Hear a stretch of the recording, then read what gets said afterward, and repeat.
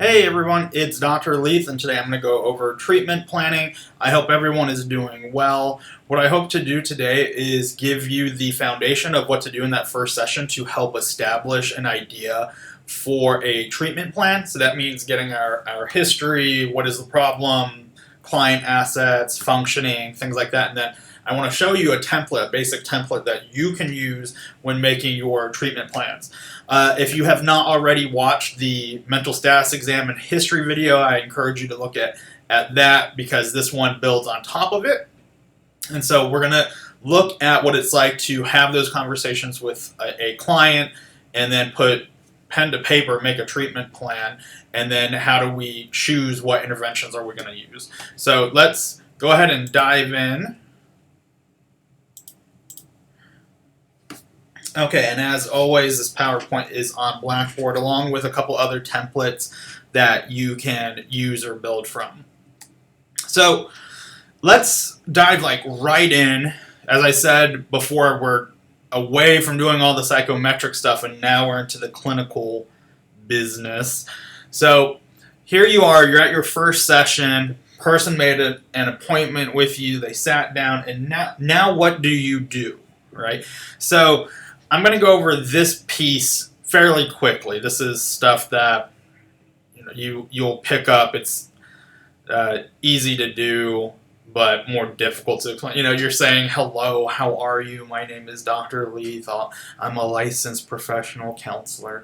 You're saying all of those sort of things. How are you today? Did you watch the big game?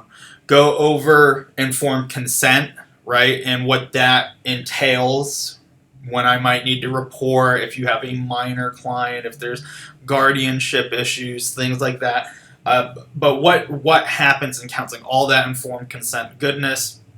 Then you are going over that mental status exam and you're kind of taking it, you're getting the history, reviewing any of the paperwork that you had them do, and that's where maybe you got some of this mental status exam and history stuff, right? You gave that initial paperwork where they're filling out what is the problem, how long has it been there, what have you tried, and so on. So you're going all over that. And now it's showtime. And so I think the easiest way for me to do this is I really sat and thought about what do I do in sessions. And sadly, I'm pretty predictable during that first session about what I do. So imagine that you are my client, and you can answer along with me if you'd like. But we sit down, and I've reviewed everything. Do you have any questions? And I say, so let's get to it. What brings you in today? What led to this? And they'll tell me, and I'll ask appropriate follow-up questions. So someone might say, I'm going through a breakup. My partner left me. I don't know what to do. And so I'll say, how long was the relationship? How did they break up? Or how did you guys break up? How would you describe the relationship? You're having a conversation. What was that like? What was it like in that moment when they said they didn't want to be with you anymore? How long have you been feeling this way? Right? So, and again, this is important information. The person that came in 2 days after a breakup, right? Well, it's been 2 days. Or it could have been 2 days after the breakup, but I knew the relationship was over. It could have been, this happened 3 months ago, and I cannot move past it. I still cry every night, holding on to his or her picture. How long have you been struggling with this? Was there a time when it wasn't this way? Right? So in that case with the 3 months, did you have any reprieve? Right? Well, there was this time where I wasn't thinking about it, but it was during finals and it was during Christmas, and I have a part-time seasonal job, so I was just so busy I didn't have time to think of it. That's good information. Moving away from a relationship example, maybe someone who self-harms, right? How long have you done this, right? 6 months, a year, okay. So 6 months ago, so I'm kind of reframing this question, you weren't doing it. What was different? Right? And I find that to be a very powerful and important question. What changed 6 months ago? Sometimes it was a really big thing. Sometimes it was just a shift. So think of adolescence, right? It was just that developmental shift. There was a move, who knows? But what was different? How have you managed this problem so far? Right? And so with the breaking up, it's I try not to think of my partner. I got off of Facebook. I told my friends I don't want to talk about that person. I do the reverse of all of those things. I am feverishly checking his or her Facebook, or I don't talk about it, or I talk to my parents. What have you tried to get over it? Well, I've tried dating. I've tried not self-harming. I have tried exercising. I tried going to the gym. And then you're asking, how has that worked out? Did you find that beneficial? Not? Things like that. So what brought you in? And this conversation is going to take you most of that first session. And sometimes it's a little difficult because your client is ready to really dive in and say how they're feeling. And that is fantastic. In this first session, though, I'm trying to establish the reason for counseling. And I'm trying to establish what my client wants, what they need, what I think the problem is, what they think the problem is. And so we're trying to piece all this information together. And so I usually start the session by saying this first day is what I call the getting to know each other session. Right? And that way they get an idea for how I communicate. They get an idea of what it's like, just everything, what it's like to sit in my office, what it's like to sit with me or hear me talk, and that can be everything from the cadence of my voice to the type of questions I ask. Clients take in all of that stuff, all of that information. And so that first session is our opportunity to really lay the foundation. It's us making our first step, our first impression.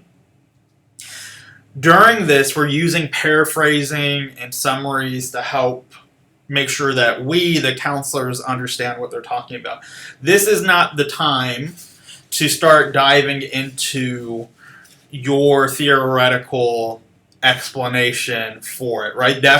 You're moving too fast. Yes, sometimes you will have clients who want that. More often than not, though, that can be really overwhelming if you dive right in and it's like, well, you see, you're the middle child and birth order and family constellation, right? We're not there yet. Right now, we just want to understand, hey, what brought you in? What was the tipping point, right? Why not counseling a month ago? Or why not counseling 1 month later, right?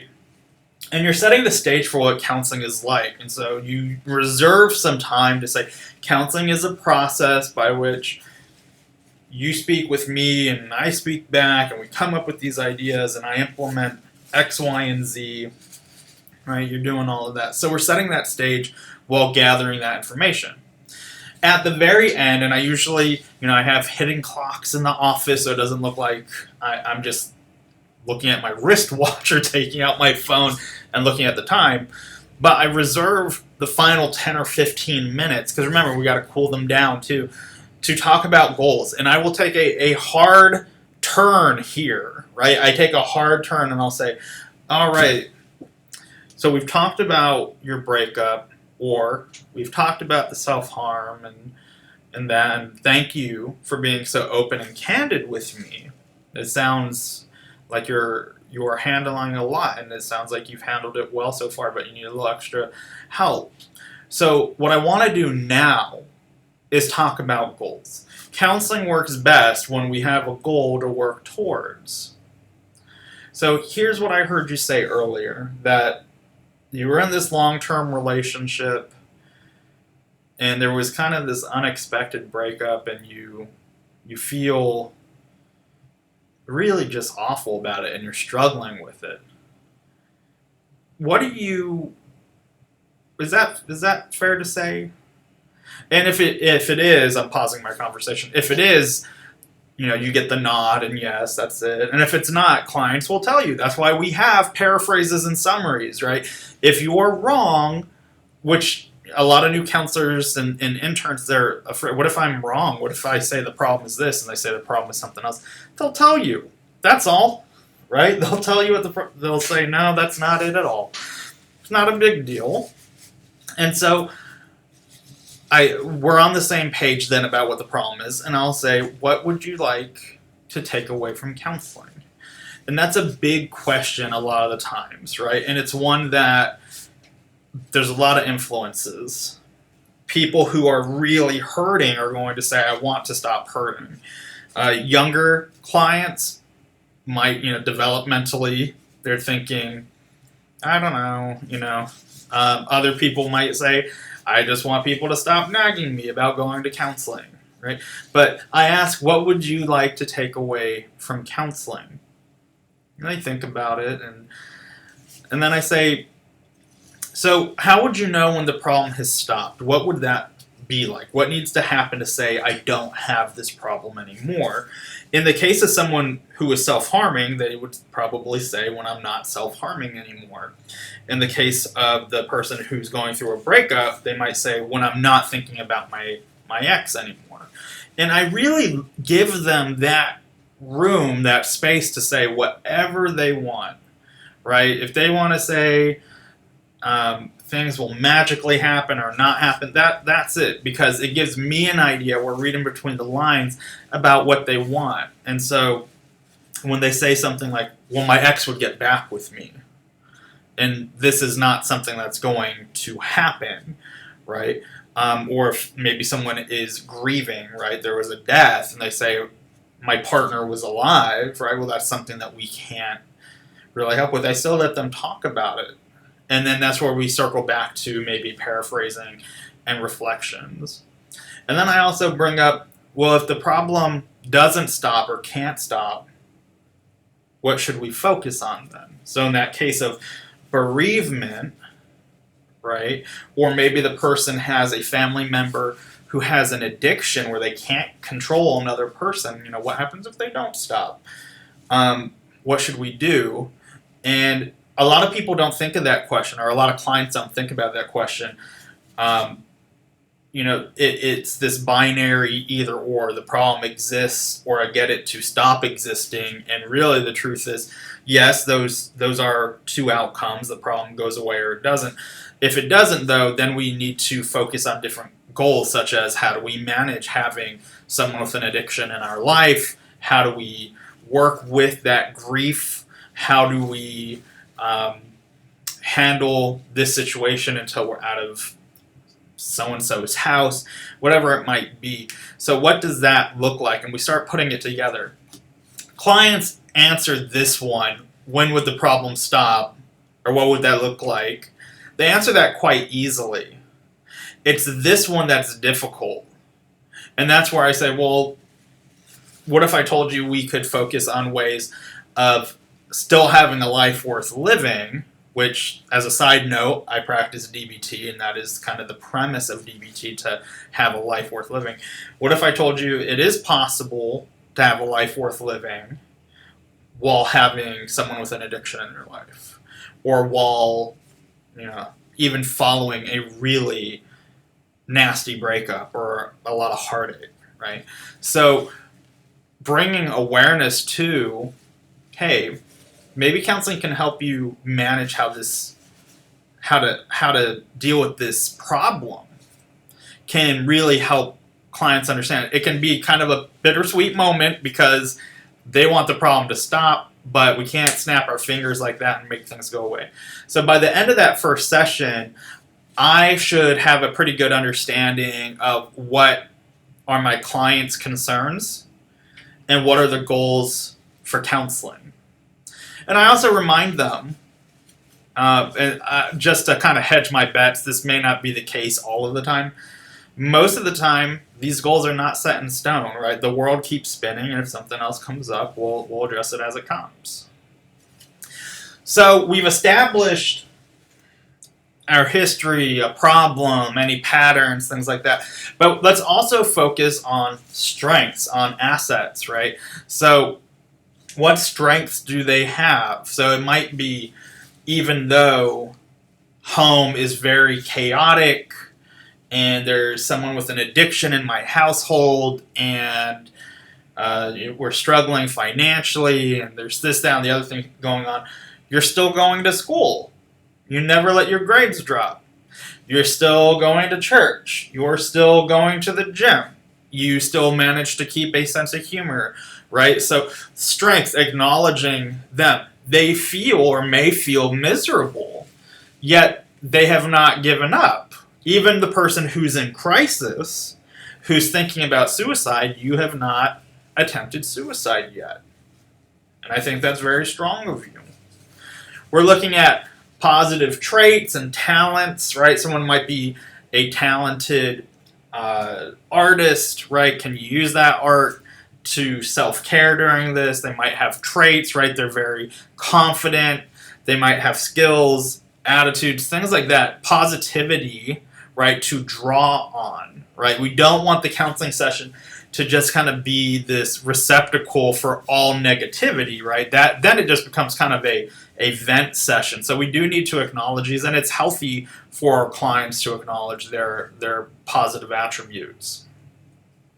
So an interesting question, can a seemingly negative trait be a positive asset?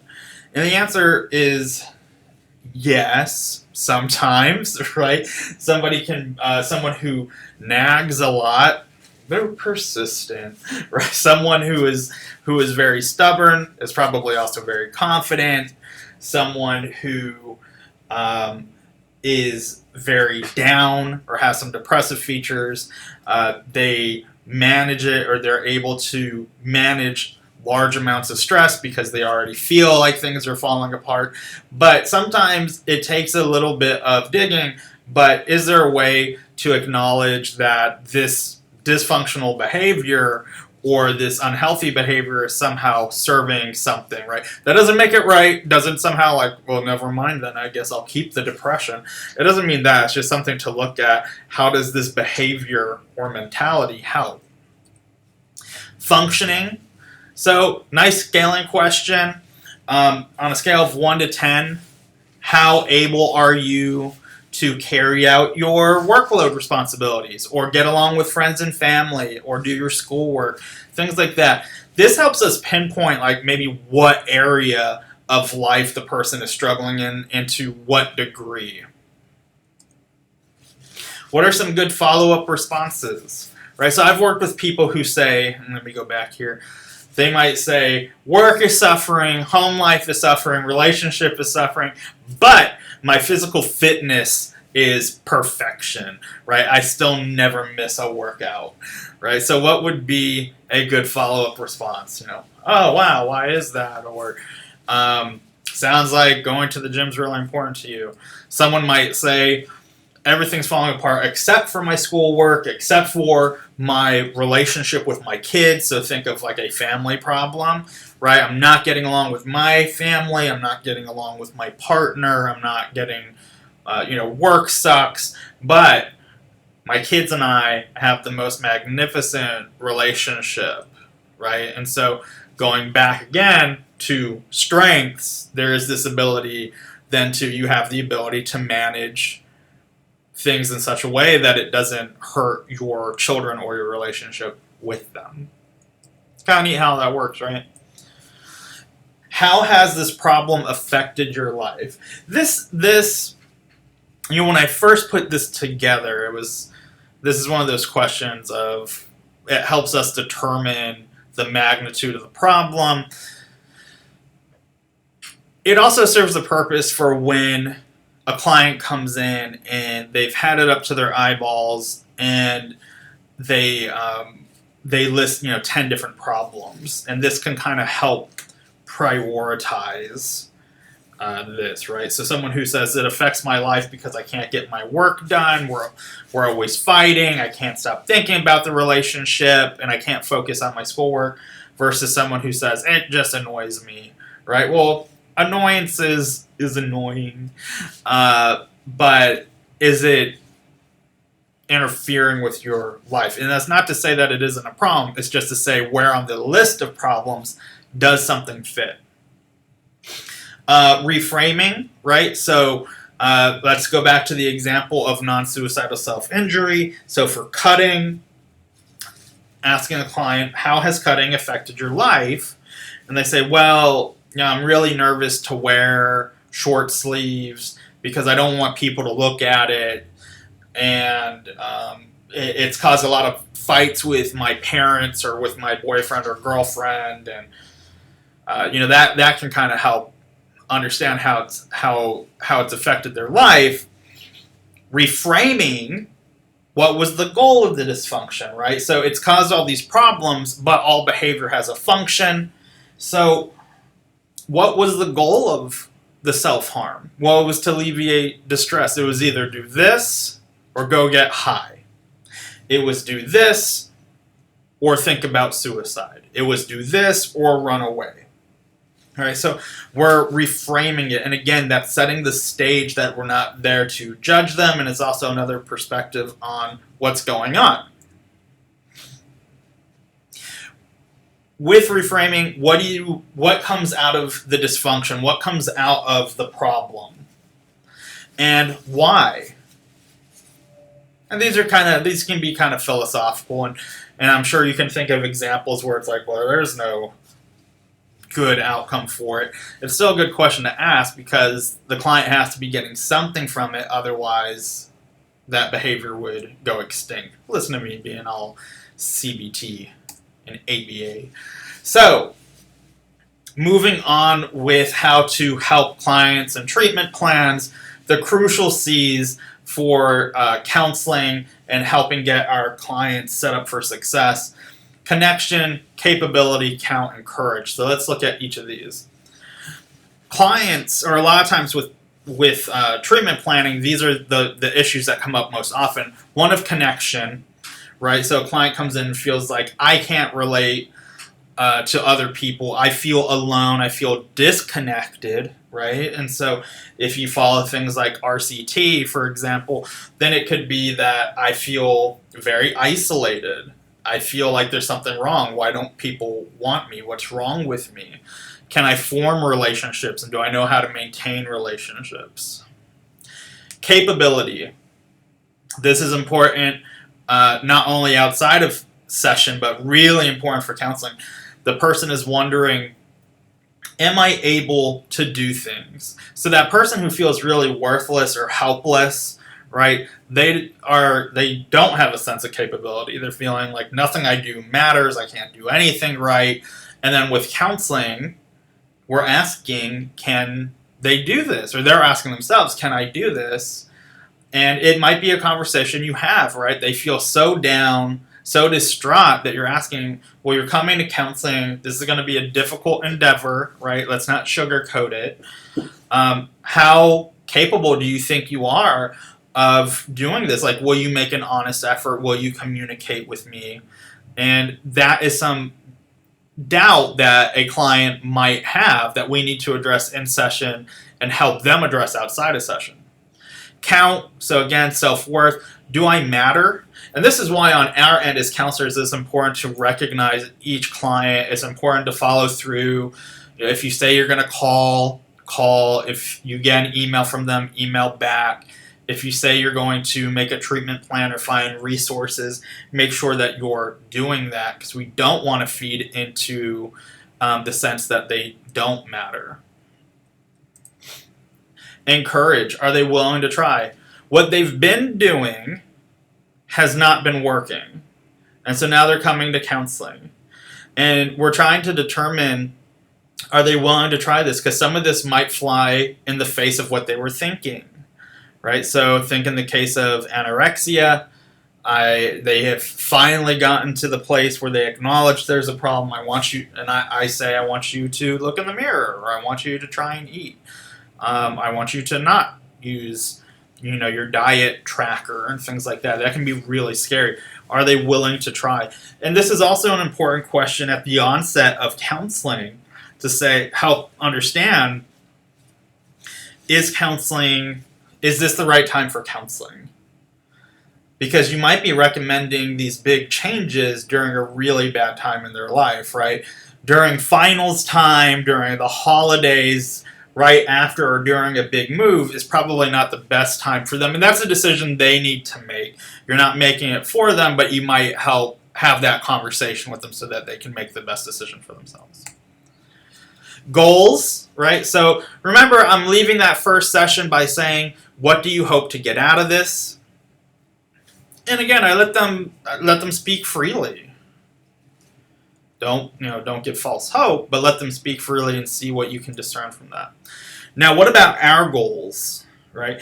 Sometimes counselors have goals that deviate from the client's goals, or we might have a difference in priority, and that's okay. I for one, err on the side of transparency, and I'll say I hear that you really want to get back with your partner. You also mentioned that you're going to get kicked out of school because you're failing everything. And so I would hate for that to happen as well.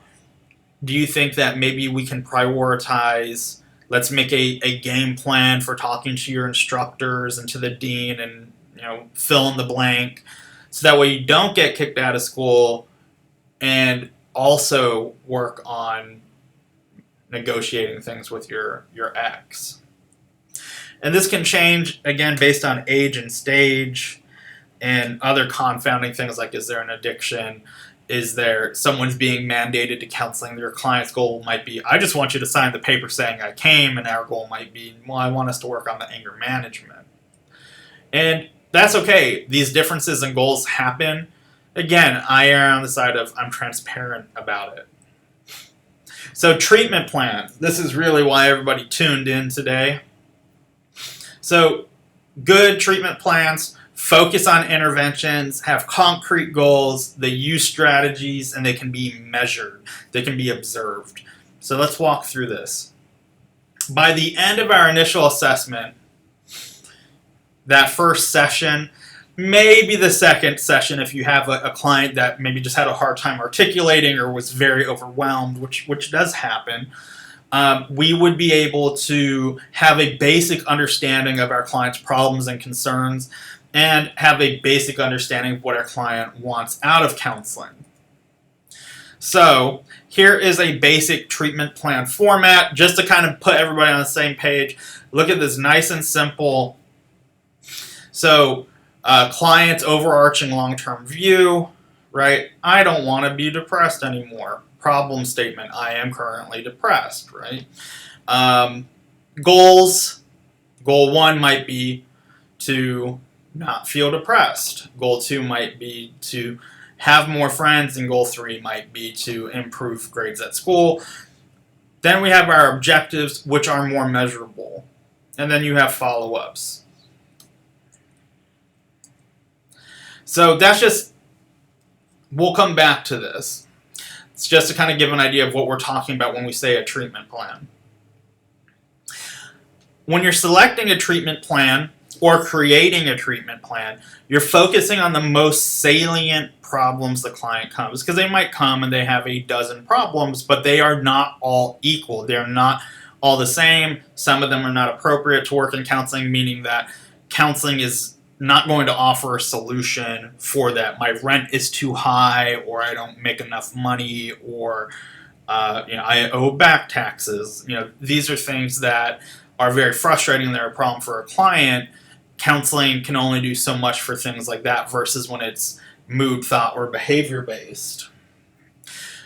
Avoid as best you can availability bias, which means that when we, and we're all guilty of this, like when we align ourselves with a specific theoretical orientation, looking for reasons to fit the client's story into our theory, right? So if you're psychoanalytic, then it's going to be id, ego, superego, psychosexual stages, defense mechanisms, etc. And so you're just looking for any reason to say, yes, psychoanalysis is needed here, right? Just listen to the problems, and then from there you set your goals and things like that. But don't try and cram the person's story into your theory. However, there is a place for you to listen and describe the client's problem and then start drawing parallels, right? I've had cases where, based on where I was in my career, I practiced a different orientation and really struggled. Like, I don't know how you look at body image through this lens. And so at some point, if you say you're a CBT person, we do need to use CBT techniques. If you're DBT, use DBT and things like that. Just don't force it, is really what I'm trying to say. So treatment plans. Treatment plans identify who the client is, meaning that they're unique. Don't just copy and paste. They identify the problem or the pattern of problems, identify client goals and how to reach them. So this is where we're really working, right? This is where we're coming up with strategies. Identify methods of evaluation. So for example, if it was, we'll improve grades, well then the method of evaluation is we'll look at the grades. And it identifies when counseling won't be needed anymore. So let's switch over. So I put together like just a real rough treatment plan example. So let's go to our client who has self-harming behavior. So we identify the problem, non-suicidal self-injury. And just to be clear, this is not the same as your notes. So I have identified the primary problem to be non-suicidal self-injury in the form of cutting. And I might make very brief notes about what I'm talking about. The person has a pattern of cutting the inside of their upper arm, low distress tolerance, so they can't handle stress very well, which leads to frequent instances of non-suicidal self-injury. The non-suicidal self-injury has led to blame and shame and conflict at home. The low distress tolerance, they can't focus in school. So the second they don't understand something, they just kind of shut down. And then the low distress tolerance has caused them to withdraw from social interactions because they get so frustrated so quickly. And now we've got this vicious cycle of I self-harm, someone noticed the scar on my arm, so I freak out and go home and self-harm, and the cycle repeats over and over. So part one of your treatment plan is long-term goals.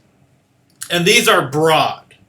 And you are allowed to be broad and somewhat nebulous with the long-term goals.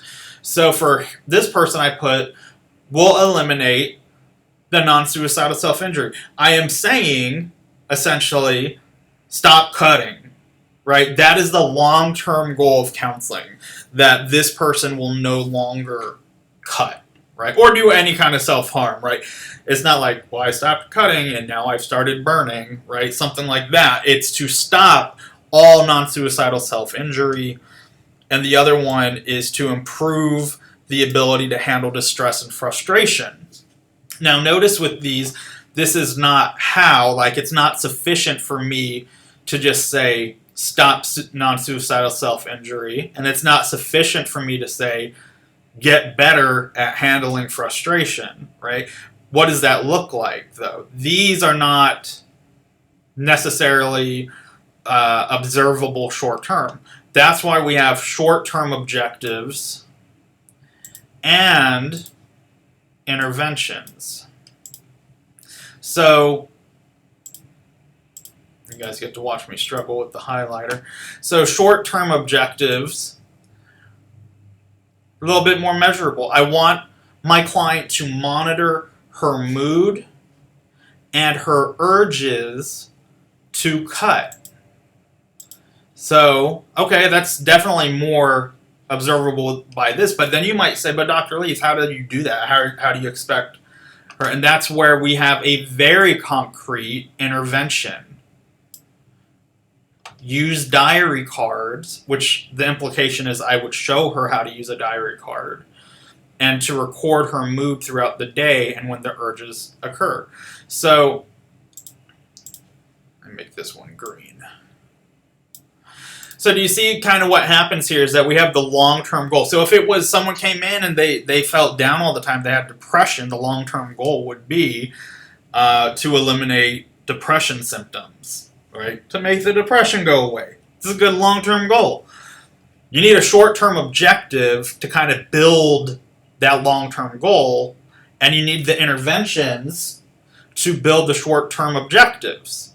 So, moving back to our client who's cutting, a short-term goal or objective for me is I want her to become more aware of her thoughts and feelings. Because maybe I suspect that she doesn't feel negative all of the day. It's only in certain instances. Or maybe I think she's thinking about a specific topic, perhaps her body or some trauma or whatever it might be. But this gives her and me insight into what her thoughts and feelings are. And so to do this, I'm going to help her come up with a plan of how to use journaling, and then we will review her journaling in session. I also mentioned that there's a problem up here of distress tolerance, right? So I want to improve her ability to handle stressful situations. Incorporate distress tolerance skills. What are distress tolerance skills, and how would I know if they're incorporated? Well, I'm going to teach her urge surfing, which is, in short, and not to make this a video about DBT and urge surfing, is somebody who says, oh, I'm thinking about cutting, I want to cut, figuring out how long does that feeling or that thought last. And if we establish that that feeling only lasts about 15 or 20 minutes, urge surfing is, can you write it out until the feeling goes away? So I'm going to teach her urge surfing. I also want to teach her to practice mindfulness, right? Because we know that effective mindful practice leads to increased distress tolerance skills. So we'll practice mindfulness, and I'll give her some skills that she can use at home. And then here's another one to help change the temperature, which is go, stick your face in a cooler, splash cold water on your face or on your wrists and things like that to help lower your angst or your distress. It helps calm a person down. It triggers a bunch of stuff in the body. So basic treatment plan. We start with, what is the problem? Why not just go all out and... So what is the problem?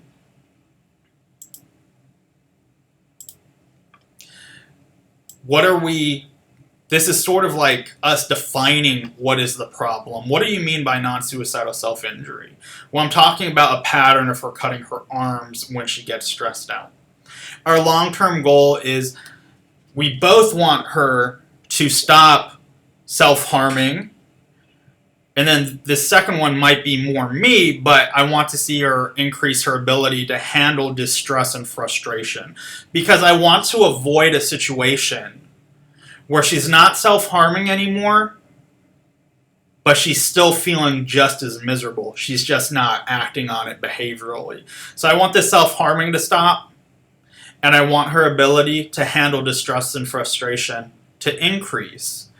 And the way that I'm going to reach this long-term goal is by building short-term objectives that I can measure, that I can look at. Because I can ask this person, did you monitor your mood and urges? Did you use the diary cards? And this is what I'm going to give her. Without these red interventions, then it's just me saying, hey, watch how you feel. But instead, what I want to do is in counseling, give her these skills, right? So I can monitor this. I can measure. I can say, how many days a week did you use the diary cards? Did you use them the way we practiced them? If so, let's review them. If not, why not? And there could be a valid reason, right? I want her to increase awareness of her thoughts and feelings. I want her to be more present-minded. But again, how is she supposed to do that? Because we won't ever say to a client, well, I want you to be more aware of what you think and what you feel. No, we got to give something, our intervention. I want you to use journaling, and then I want us to review it and find themes. And finally, to help build on this goal of distress tolerance, incorporate distress tolerance skills. And that would also help with the non-suicidal self-injury. We're going to use the distress tolerance skills of urge surfing, mindful breathing, and changing the temperature, right? So just to kind of recap what we went over, your first couple sessions, and I mean literally couple, not more than those first two, ideally by the end of the first one, we have an idea of the problem from our client. We kind of operationalize it. We have an idea of goals for the session, or goals for the counseling process. And then we use these short-term objectives along with accompanying interventions to work towards those long-term goals. So what I want y'all to do, because this is how your final assignment would look, is you're going to come up with a treatment plan for me on your character, right? That here's the problem that we're dealing with, as evidenced by, here's the goals, and here are the short-term objectives, and how I'm going to reach those objectives, right? So what I want you to do is get online. Treatment plans are a dime a dozen. There's a whole lot of them. So you should have no problem finding different templates and different models that you can draw from. So if you're working on a character or with a client later on who is self-harming, who's struggling with substance use and abuse, who is a trauma survivor, has had a death in family, or is just adjusting to a new job, a loss of job, to moving, who knows, right? So I want you to go online and look up different examples of treatment plans. And you'll see the commonalities, that there's a long-term goal, short-term objectives, and interventions. And the interventions are what we're using in session to help them work towards the short-term objectives, which then feed into the long-term goals. I hope this was helpful. If it was confusing or if you have any questions, please let me know. I hope everyone's doing well, and I will talk to you again soon. Bye.